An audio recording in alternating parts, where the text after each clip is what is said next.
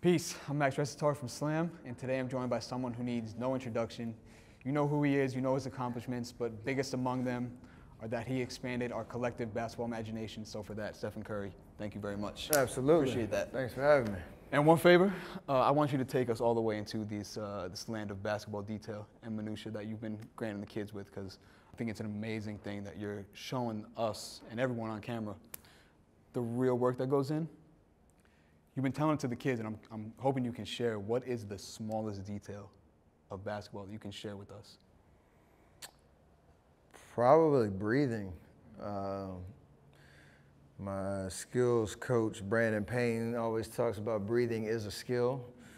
And I think for the young kids, like, it's beneficial, but they can kind of get away with it just because they're, so energetic and young, and they don't even need to warm up these days. They just go out there and hoop.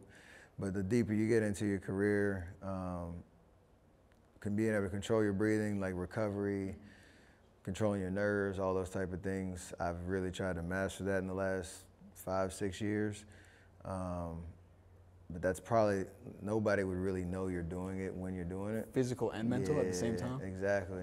You're just connecting that. And that's like an all the time thing. It doesn't matter if it's, in my training sessions or training camp or preseason or regular season or finals, whatever it is, like that's always a fine detail of kind of mastering the game. Beautiful. What have you learned from kids? I feel like it's just a reminder of, there's a lot of different approaches to the game.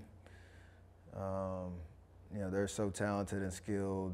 They all have different strengths and weaknesses, but being able to put them in a position where they're tested with the details of balance and mechanics and processing information, like that cycle always kind of reveals itself. And I keep telling them, even in my 15th year, going into my 15th year in the league, like, I'm still trying to perfect the stuff that I'm teaching them, and they're probably learning for the first time. And so, like, just they remind you of that journey. We all started from somewhere. They're a lot better than I was when I was their age, but just understanding, like, I still feel like I can get better. So I hope that they hear that, and then watching them, get bright-eyed when I tell them something like that just gives me so much juice that this game is such a beautiful game. It is so beautiful, and I want to get back to the kids in a second, but the way that you're talking about the game, to me, it really makes me think about intention and instinct and how basketball exists on this bridge of intention and instinct. What's the clearest way that you can illustrate where instinct takes over when you're on the court? We drill it in some of the sessions that we've had out there where Coach McKillop, he mentioned, like, he wants to train players to be detailed but free. And the freedom comes in of being able to just make decisions and be able to see the floor and try to make it almost like slow motion, like the way that you can process information, where your defender is, where the other 8 guys that are on the court are, time and score, the flow of the game, all that type of stuff. You could talk about it for hours, like examining every single game you watch on TV, how many decisions are being made, in every possession. So I think that's why every play is different, every game is different. Being able to understand who you are as a player, play to your strengths, but then process information within the game. When you can master that and the game slows down, the instincts are like, it's almost like you're Spider-Man out there for a little bit, where you can just, kind of bend the game to your will a little bit. And there's confidence that comes with that too. So it's just though. Can you run me through what your senses of sight, touch, and hear are doing in those moments where you become Spider-Man? That's a good question. I feel like it's one of those things where it's hard to explain just because it's everything just feels in sync. You're not really hearing the crowd. You're almost like, even if there's 18,000, 19,000 people in the stadium, you don't really feel it. feel like you're by yourself out there. There's a little bit of inner conversation going on, almost like narrating what's going on in real time. But the flow of the game, or I guess the flow of your senses are all just in sync, and it's a fun space to be in when you have like that much control over the game. Have you seen any of the kids demonstrate anything close to that? I mean, they've all had their moments for sure, and I think even like Cooper Flagg, when he's out there, he's one that shows just a know-how and a confidence and like a basketball IQ on just trying to make the right play at all time. He obviously can show his athleticism and his overall skill set, but he's one that I've seen that's like never really in a hurry out there. And for the high school level, that's hard to find because they're so athletic, so fast. They rely on that, but he almost plays like an NBA style. That's whatever he is, 16. So that like, just watching it, you can see it too. You can see a little difference in just his pace and his overall know-how. But I mean, all the guys have shown it, in terms of being able to, again, make plays, show their dominance at certain times within the sessions that we've run, and I mean that's why they're all here. They're all top-notch talents, both the boys and girls. Most definitely. Yeah, the girls have been killing it all weekend too. I have a very nerdy shooting question for you, and this is where I say I want you to take us all the way into the detail. I see you and Clay do this all the time. So depending on where your momentum is carrying you, going left, you guys will break and start to fade back to your right. Yep. Going right, you'll carry all the way into your momentum, like run into the shot. Why does that work? It's something that you just drill and it just feels comfortable. Now I got to break down why that is. I feel like, well, a lot of it too is because the ball, for me, like when you're going to the left, you're most likely dribbling with the left hand.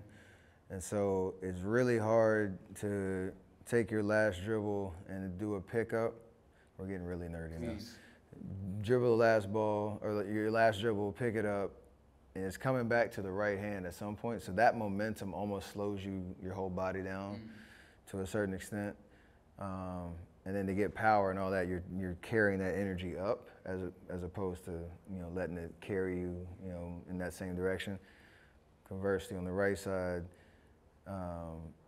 if it's the hard pound, the last dribbles with the right hand, there's not any energy going back this way because you're not going to throw it back over here and then go that way and shoot. It's just going to be kind of up into the shot pocket. So you can kind of carry that energy with you a little bit easier, especially as a right-handed shooter. Because it's all about flow, right? And the ball is going to dictate where the flow and the energy is going. So going to the left is kind of coming back into your shot pocket, so it's going to slow your body down a little bit. To the right, it's not really moving but up, so your body's going to carry it with you. And you just want to be in as much constant rhythm as possible while you're shooting. That's balance, I guess, in terms of mechanics. Yeah. Which I've heard you talk about a million times. I've heard you talk about your feet a million times too. Why do you not hop on your shot anymore? I'm getting old. No. Is that the real answer? That's for real? It's just efficient movement. So I think that's really the best way to explain it.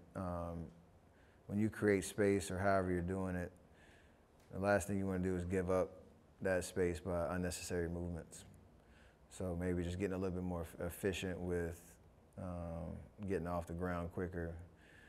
Because as you get deeper into your career, you're not going to be as explosive as you once were. Even for me to say explosive, like I'm not above the rim, but there's an explosiveness in terms of short movements, quick change of pace, change of direction, all that type of stuff. So just being as efficient as possible. Yeah, it always bugs me out when people say you're not athletic.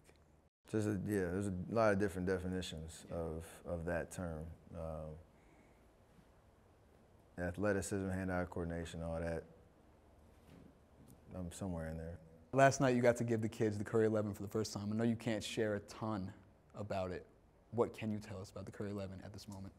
I mean, first off, just to be at the 11th edition of your signature product is crazy. Knowing how long we've been on this journey, I feel like we're continuing to get better.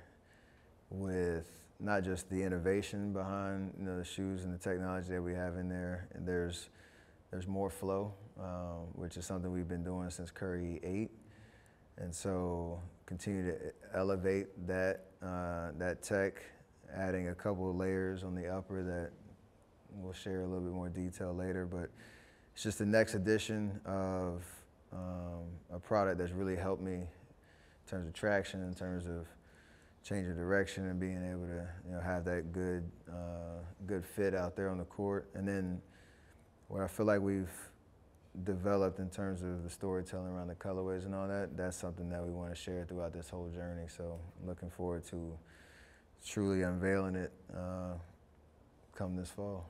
And is that something you can talk about, the story you gave the kids last night about being outside and loving nature? Yeah, I mean, I got a little bit of the Curry Camp swag on right now, but got to give them the Curry 11 Curry Camp colorway that'll be just exclusive for them. It's kind of a perk of being invited to this camp and this experience. But yeah, a lot of the outdoor theme, the outdoor colors.